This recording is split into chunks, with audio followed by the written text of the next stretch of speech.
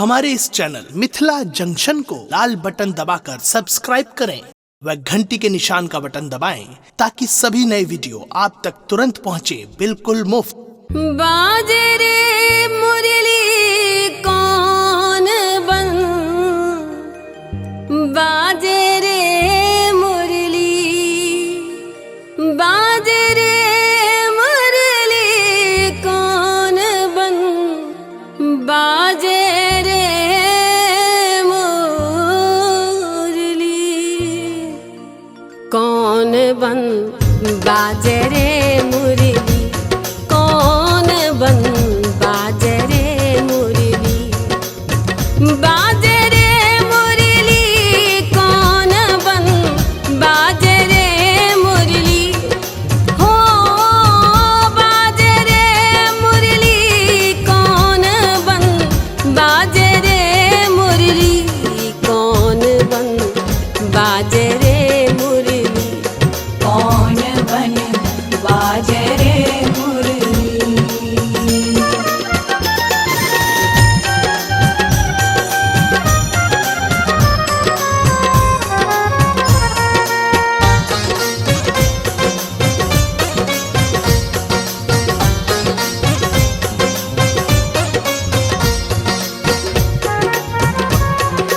अपने सुन रहल छी गंगा कैसेट के प्रस्तुति। बनसी सबद सुनी ठार भेली राधा, हाँ बनसी सबद सुनी ठार भेली राधा, ठार भेली राधा मोरी ठार भेली राधा, खसय ससरी चुनरी कौन बन, बाजे रे मुरली कौन बन, बाजे रे मुरली।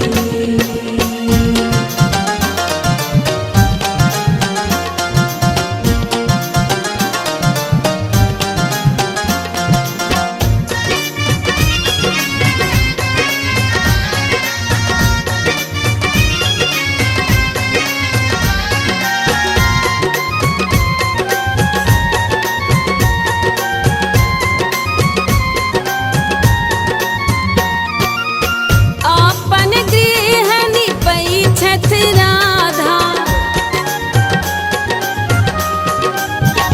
हाँ अपन गृह निपै छथ राधा, निपै छथ राधा मोरी निपै छथ राधा, गोबर हाथ कढ़ी कौन बन, बाजे रे मुरली कौन बन, बाजे रे मुरली।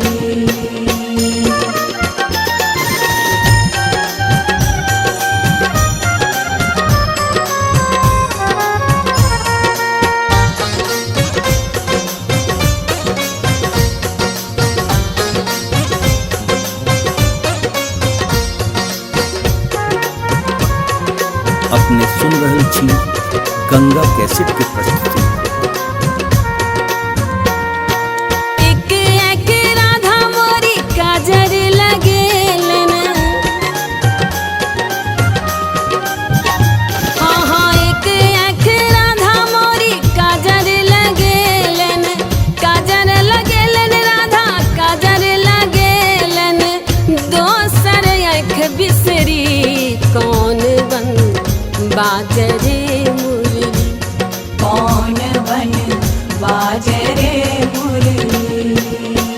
बाजे रे मुरली कौन बन, बाजे रे मुरली, हो बाजे रे मुरली कौन बन, बाजे रे मुरली कौन बन, बाजे रे मुरली कौन बन, बाजे रे मुरली, कौन बन, बाजे रे मुरली, कौन बन, बाजे रे मुरली।